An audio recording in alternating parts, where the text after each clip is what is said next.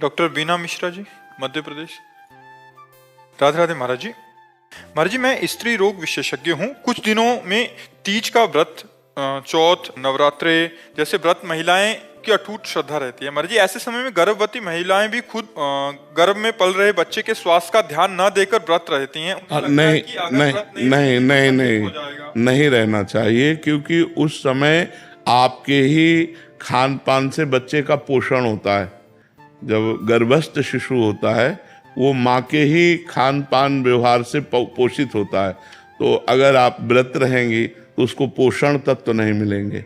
जो गर्भस्थ शिशु को है उसे पोषण तत्व ना मिलने के कारण उसमें बीमारियां आ सकती हैं, कमजोरी आ सकती है और अधिक पीड़ा उसको होगी, क्योंकि पोषण तत्व माँ से ही मिलते हैं। तो हमारी समस्त माताओं से प्रार्थना है कि जब गर्भ हो तो सबसे बड़ा व्रत आपका है उस गर्भस्थ शिशु का पोषण करके उसका जब जन्म दे दें और वो हमारे राष्ट्र के काम आवे, हमारे देश की सेवा करने लायक बने, तो ये बहुत बड़ा व्रत हो गया। तो उस समय हमें लगता है कि जैसे निर्जला व्रत है या इस तरह के व्रतों का अनुष्ठान न करें, क्योंकि वो गर्भस्थ शिशु का पोषण माँ के ही खान पान से होता है। अच्छे सात्विक पदार्थ पावे और सात्विक वातावरण प्रकट करे, भगवत कथा सुने, ऐसे बाहरी तो करे लेकिन व्रत आदि न रहे। मुझे जैसा लगता है, क्योंकि हमने शास्त्रों में जो पढ़ा है कि माँ के ही द्वारा गर्भस्थ शिशु का पोषण होता है। तो अगर आप 9 दिन व्रत रहेंगी तो उस गर्भस्थ शिशु को वो पोषण तत्व तो नहीं मिलेंगे। तो इसलिए अब जैसे करवा चौथ आती है, उसमें माताएं बहनें निर्जला रहती हैं। अब गर्भस्थ शिशु को यदि नहीं पोषण तत्व मिलेंगे तो व्याकुल हो जाएगा ना, परेशान हो जाएगा। वो प्रतिक्षण जो नाभि में नली होती है वो माँ के ही उस शारीरिक नसों से जुड़े होती है, जिससे पोषण तत्व उसे जाता रहता है। जैसे नाल कहते हैं ना, नाभि से, हाँ, वो पोषण तत्व जाता रहे। प्रति घंटे जो माँ खाती पीती है उसी से उसका सार तत्व निकल करके उस गर्भस्थ शिशु का पोषण करता है।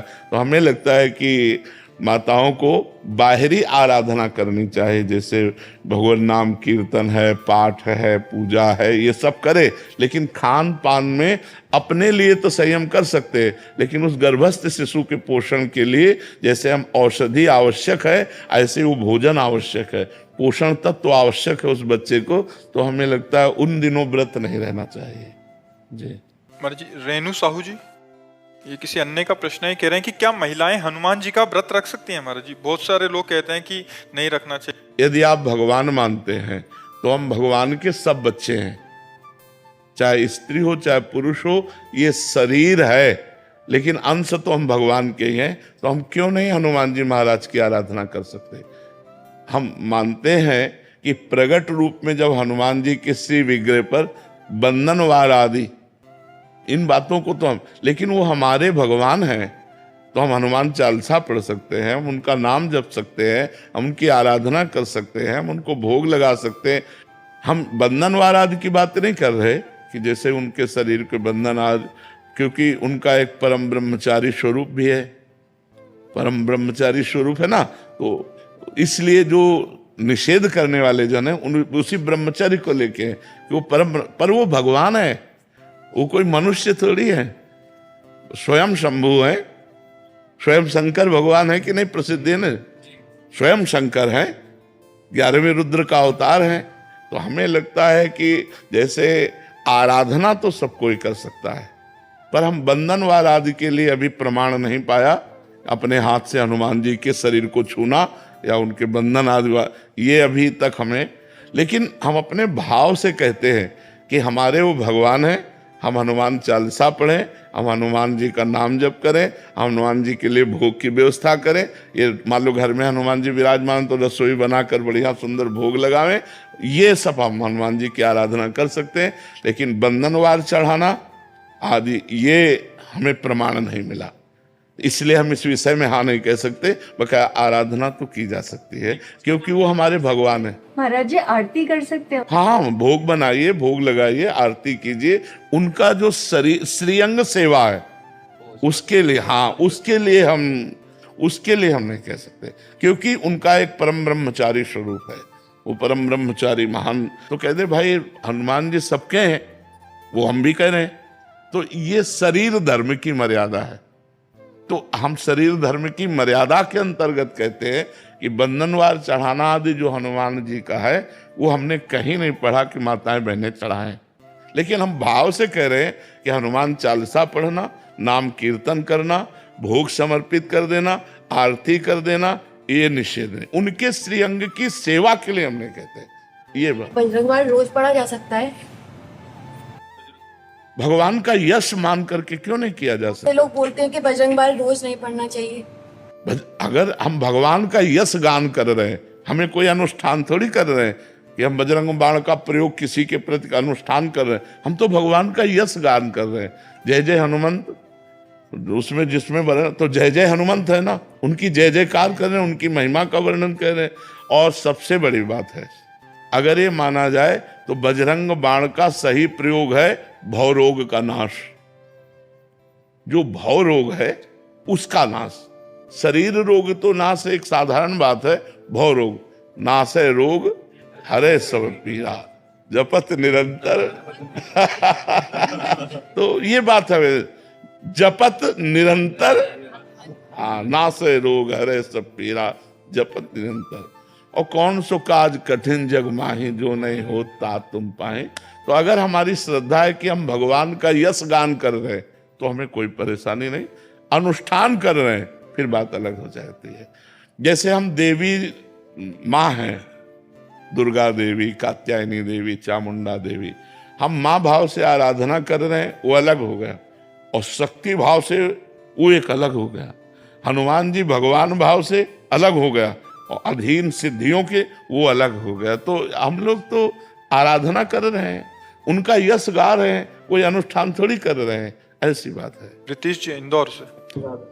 राधे राधे महाराज जी। महाराज जी, भक्ति मार्ग में साधक को सबसे सूक्ष्म अहंकार उसका क्या होता है जो साधक को एक अहंकार होते हैं तो बता देते हैं। अहंकार वृक्ष है, ये डाली ये डाली ये डाली ये कर, बड़ा सूक्ष्म होता है अहंकार। बड़ी साधनाओं का अहंकार, तभी तो भगवान की प्राप्ति नहीं होती। क्योंकि अहंकार रहित भजन ही भगवान की प्राप्ति कराता है। और अहंकार रहित भजन तभी होता है जब महापुरुषों की कृपा होती है। इसमें कोई साधना नहीं काम करती। रहु गणित तत्तपसा न याति न चेज्या न निरुपणाद गृहाद्वा न छंदसा नैव जलाग्नि सूर्यो बिना महत्पाद रजोभिषेकम। महापुरुषों के चरण रज के बिना ये अहंकार दोष नहीं जाता। ये बड़ा सूक्ष्म होता है और ये पूरा वृक्ष है। ऐसा नहीं कह सकते कि केवल इसी बात का अहंकार है। विद्या रूप महत्व कुल धन यौवन अभिमान, विद्या का, रूप का, कुल का, धन का, यौवन का, मैं वो कितना मैं है, पूरा वृक्ष में है। वो जड़ से उखड़ करके भगवान की कृपा। आप 10 साल से मौन है, भगवान की कृपा। आप 10 साल से फलाहार हैं, भगवान की कृपा। मेरे प्रभु, अब ये मार्ग है निराभिमान मार्ग। और वो अंदर का विषय हम बाहर से बोल सकते हैं कुछ, लेकिन अंदर हमारे क्या चल रहा है वो भगवान देखते हैं। तो अंदर अहंकार नहीं आना चाहिए।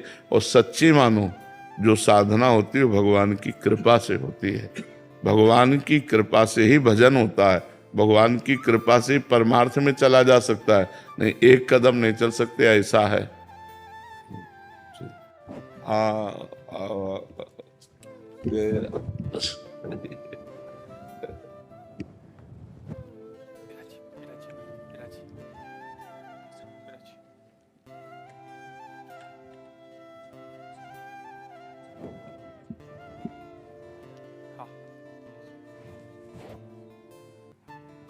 बड़ी कृपा करी, दर्शन दिए आकर के, बड़ी कृपा करी। आपका दर्शन हुआ।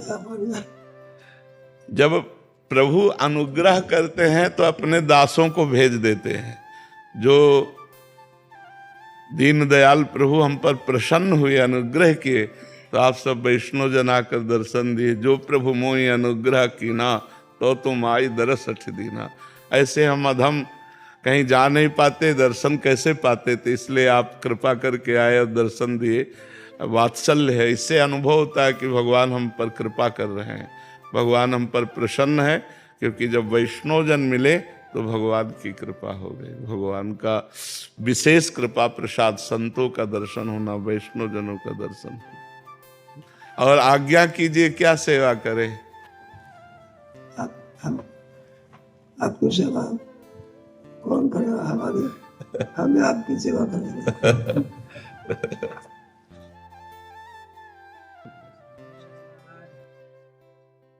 संत संगतीचे काय सांगू सुख, संत संगतीचे काय सांगू सुख, अपना परीखे नाही तेथे, अपना परीखे नाही तेथे, साधु थोर जाना, साधु थोर जाना, साधु जाना, साधु थोर जाना, साधु थोर जाना, कलयुगी साधु थोर जाना, कलयुगी साधु थोर जाना, साधु थोर जाना, साधु थोर जाना, साधु थोर जाना, इह लोकितोची सर्वभूती सम, इह लोकितोची सर्वभूती सम, शरीराचा भ्रम नेने कदा, शरीराचा भ्रम नेने कदा, साधु थोर जाना, साधु थोर जाना, साधु थोर जाना, साधु थोर जाना, नामा म्हणी गाय दूध एक सार, नामा म्हणी गाय दूध एक सार, साधु निरंतर, साधु निरंतर व्रते तैसा, साधु थोर जाना, साधु थोर जाना, ज्ञानदेव तुकाराम, ज्ञानदेव तुकाराम, ज्ञानदेव तुकाराम, ज्ञानदेव तुकाराम, ज्ञानदेव तुकाराम, ज्ञानदेव तुकाराम, ज्ञानदेव तुकाराम, ज्ञानदेव तुकाराम, पुंडलिक वरदान विठ्ठल श्री ज्ञानदेव तुकाराम भगवान की जय। माऊली ज्ञानेश्वर महाराज की जय, जगद्गुरु तुकाराम महाराज की जय, सद्गुरु जोग महाराज की जय। शिवम द्विवेदी जी कानपुर से। राधे राधे। राधे राधे महाराज जी। महाराज जी, आजकल निंदा और दोष दर्शन होना मानव जीवन की एक सामान्य दिनचर्या बन गई है। प्रतिक्षण निंदा दोष दर्शन किसी ना किसी में होता ही रहता है। महाराज जी, कई संतों आपके श्रीमुख से सुना है और मानस की भी छुपाई है। कलिकल एक पुनीत प्रतापा, मानस पुण्य हो ही नहीं पापा। कलयुग में मानसिक पाप का दंड नहीं मिलता, तो क्या महाराज जी निंदा और दोष दर्शन मानसिक पाप है? लेकिन रुक ही नहीं पाओगे ना वाणी के, जो मन में आएगा वो वाणी में आ जाएगा। इतना संयम थोड़ी है मन की बात को काट सके। मन में आया तो वाणी में आ जाए, वाणी में आया तो अपराध लागू हो गया। तो हम एक कथा सुनाया करते हैं कि ब्रह्मा जी के 4 पुत्र हैं, सतयुग, त्रेता, द्वापर और कलयुग है तो सबई, ये भी 4 पुत्र हैं। तो सतयुग को कहा कि हमने नरक की व्यवस्था की है, बनाया है, तो अपने राज्य में ऐसा करना कि तुम सात्विक प्रवृत्ति के हो, तो सात्विक प्रवृत्ति वाला नरक नहीं जाता, स्वर्ग जाता है। तो बोले कुछ ऐसा करना जिससे नरक खाली न रहे। तो उनका इस आज्ञा का पालन हमारे राज्य में नहीं हो सकता। सतयुग में कोई नरक नहीं जाएगा। त्रेता से कहा तो त्रेता ने कहा हम बड़े भाई का अनुगमन करेंगे। जैसे सतयुग में कोई नरक नहीं जाएगा, ऐसे त्रेता में कोई बिरला ऐसे। अनुगमन माने मैं चलने की कोशिश करूंगा पीछा। द्वापर से कहा तो द्वापर ने कहा आपकी आज्ञा का पालन करने का 100% प्रयास करेंगे। जब कलयुग से कहा तो कलयुग ने कहा जैसे बड़े भाई ने कहा हमारे राज्य में सतयुग में कोई नरक नहीं जाएगा, ऐसे हम 100% प्रयास करेंगे कि आपका नरक हाउसफुल रहे, कोई स्वर्ग या वैकुंठ न जा पावे। तो एक कलयुग है, युग धर्म का प्रभाव है। झूठ बोलना एक बातचीत रह गई। पहले लोग डरते थे कि मैं झूठ बोलूंगा पाप लग जाएगा, नहीं असत्य सम पातक पुंजा, झूठ बोलने के बराबर कोई पाप नहीं है। लेकिन क्या माना जा रहा है? झूठे ही लेना, झूठे ही देना, झूठे ही भोजन, झूठ से बहना। बोले आओ कुछ खा लो, बोले नहीं पाया है, और बिल्कुल पाए नहीं है, लेकिन बोल के आ रहे हैं। बोले हम आपसे मिलना चाहते, कहाँ हो? बोले इस समय तो मैं आगरे में हूं। 1 सेकंड में झूठ बोल देते। ले झूठ बोलना आज कोई पाप नहीं माना जा रहा, किसी की निंदा करने से कोई डर नहीं रहा। तो ऐसे ही हमारे इस कलयुग में ऐसा नहीं है कि सब दोस्त दर्शन करने वाले हैं, सैकड़ों श्रद्धालु हैं। तो अब संख्या तो नहीं कि बता सकते, लेकिन कुछ अश्रद्धालु भी हैं। तो जो अश्रद्धालु हैं उनकी संख्या ज्यादा है, जो श्रद्धालु हैं उनकी संख्या कम है। माया के दिन रात ज्ञान अज्ञान निंदा स्तुति मान अपमान ये द्वंद्व धर्म है। तो ये सदैव अपना प्रभाव दिखाते रहते हैं। इन्हीं के प्रभाव से बचने के लिए नाम जप, सदग्रंथों का स्वाध्याय, जो गुरुजनों की वाणी है उसका मनन पठन, इसी से हम बच सकते हैं और कोई उपाय नहीं है। नहीं तो जैसे मानस पुण्य हो ही नहीं पापा, तो हम रोक कहां पाते हैं? हम कह देंगे। लेकिन आप असलियत में जान पाए कि नहीं? पीछे वाले बैच में यही चर्चा की कि हम लोगों की दृष्टि क्रिया पे रहती है, कारण पे नहीं रहती। पहले हम क्रिया से हटें।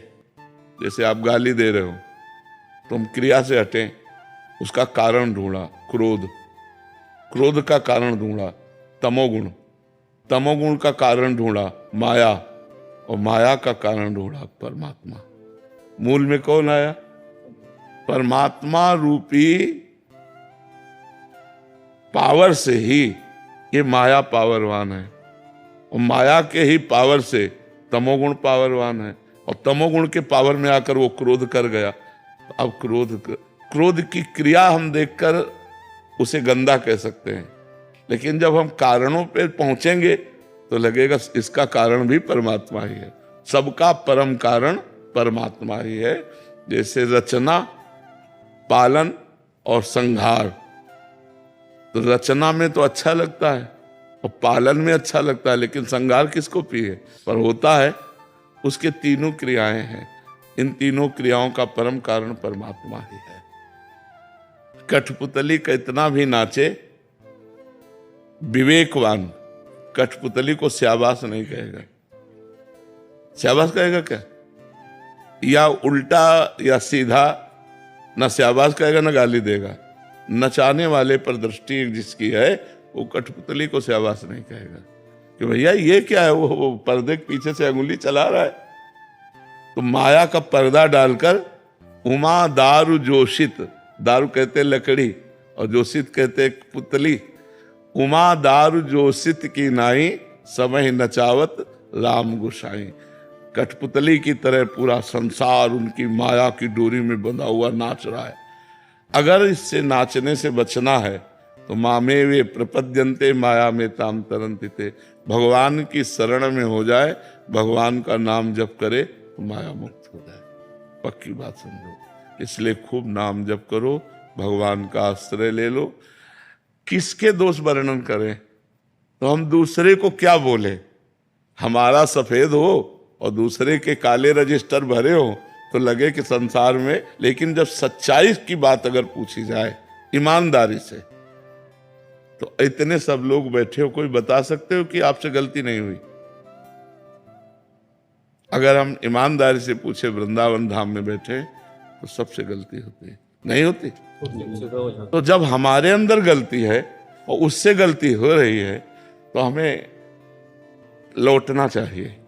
बुरा जो देखन मैं चला, बुरा न मिलिया कोई, जो दिल खोजू आपनो तो मुझसे बुरा ना। तो हमें लगता है कि हमें अपने हृदय को पवित्र करना चाहिए, जिससे हमारी दृष्टि पवित्र हो जाए। देखो गोस्वामी जी की दृष्टि पवित्र हुई तुलसीदास जी महाराज की, तो क्या कह रहे हैं? सिय राम मैं सब जग जानी, करो प्रणाम जोरी जुग पानी। सब सिया राम है, और हमको कहाँ सिया राम दिखाई दे रहे? हमें तो स्त्री दिखाई दे रही, पुरुष दिखाई दे रहा। तो पहले हमें अपनी दृष्टि पवित्र करनी चाहिए, तब हम दूसरे की निंदा करें जब हम निर्दोष हों। पर समाज का स्वरूप बड़ा विचित्र है कि अगर हमारे 100 दोष हैं तो क्षमा, पर तुम्हारे 1 दोष हो गए तो अब क्षमा नहीं। अब ऐसी प्रबल भगवान की माया है। तो हमें लगता है अगर हम एक दूसरे को क्षमा करके, हाथ पकड़ करके उस दोष रूपी दलदल से निकालें तो ज्यादा अच्छा है, ना कि दोष रूपी दलदल में जो फंस गए एक और जमा दो कि गहरे धंस जाए। बात समझो, कभी कभी बड़े अच्छे लोगों से गलती हो जाती है और वो चाहते हैं कि एक बार क्षमा मिल जाए, तो हमें लगता है ऐसे फिर क्षमा करना चाहिए। दोष दर्शन ही नहीं, दोषों से निकालना भी चाहिए। अब कुछ लोग होते हैं जो दोषों को अपना व्यापार बना लेते हैं, दोष करना क्षमा मांगना, दोष करना क्षमा मांगना, वो तो बात अलग है।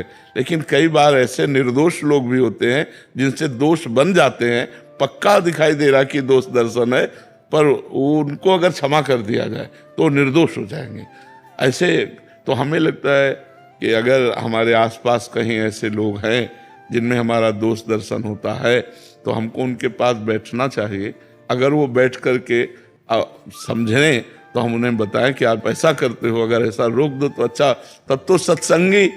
तो कई लोग ऐसे होते हैं जो गंदे आचरणों में फंस जाते हैं, उनको सहयोग की जरूरत होती है, प्यार की जरूरत होती है। अगर हम उनको प्यार से, सहयोग से, तो हमें लगता है अगर हम अपने समाज को और अपनी दृष्टि को निर्दोष बनाना चाहें तो हम पहले हम निर्दोष हों और फिर दूसरों को निर्दोष करने की चेष्टा करें। दोषी बनाकर उसे निंदा न करें।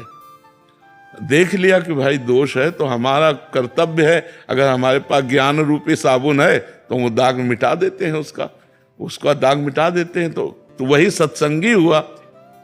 दोषी को स्वीकार करना ही सत्संगी का कार्य है। अगर अस्पताल में बीमार लोग नहीं जाएंगे तो अस्पताल की महिमा क्या रही? अब हमें बता, अच्छा अस्पताल काहे के लिए बना होता है? बीमार लोगों के लिए बना होता है ना। भगवान और संत का दरबार किन के लिए है? सबके लिए है ना। तो हम सब अगर सही लोग ही आकर के, तो क्या महिमा रही? बात तो है कि गलत लोग आए और वो सुधर जाएं, तब तो महिमा रही ना। अच्छा, पहला सुधार ये हुआ कि जो संतों को मानते ही नहीं हैं, गलत आचरणों में लगे हैं, वो आए तो पहली सीढ़ी, हाँ आए तो आप प्रथम भगत संतन का संगा और निश्चित परिवर्तन होगा। पर समाज बख्शता नहीं है। अगर वो चढ़ना चाहता है तो पैर फैसला कर पीछे ही ले जाता है।